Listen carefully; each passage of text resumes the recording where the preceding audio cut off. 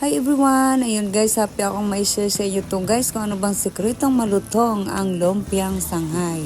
Ayun guys, may share ko na rin sa inyo guys.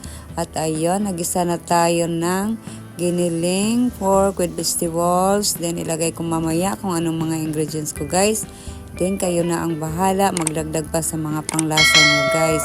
Tinid lang natin palamigin to at konting drain bago natin ilagay sa ating wrapper.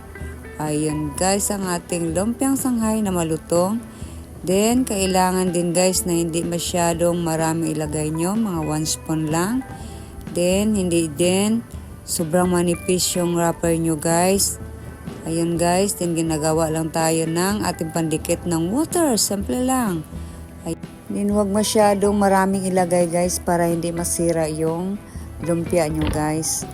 Ayun na guys, then iwasan din nyo magkadikit-dikit guys para hindi din pumilit pag i-ano nyo guys, i-fried na. At ito na guys, then ang sekreto nito guys, luhit lang talaga guys.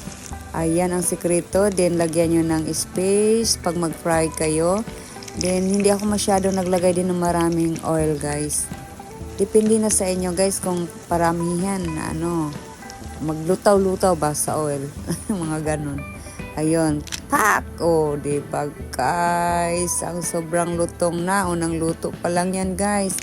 Ayun pa guys. Sobrang crispy yung ating lumpiang Shanghai. Ang sarap kainin guys. Feel na feel mo talagang parang balat ng litson din. O, diba? Yung sitsaron na ilagay natin sa sausawan ng suka. Ayun. Ayun guys, ayun. Fried lang tayo guys sa luhit. Medyo mabagal lang siya guys. Pero at least masarap, malutong talaga. Kahit ang lamig na to guys. Kahit kinabukasan pa, ang lutong-lutong pa to guys. Yun pa guys, ang dami nating naluto guys. Panay luto, panay kain din ako guys. Narinig nyo kanina, panay kit-kit. At ang sound siya, yung tinig. Yung tunog. Ayun, sobrang pretty, beautiful yung pagkagawa natin guys. At saka brown. Matama lang talaga. And look guys, pakita ko na naman sa inyo kung kaano ka-crunchy, crispy. Wow!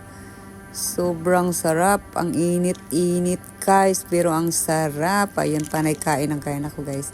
Ayun guys. At syempre guys, may lumpiang Shanghai tayo. Nagluto din tayo ng bihon na masarap guys.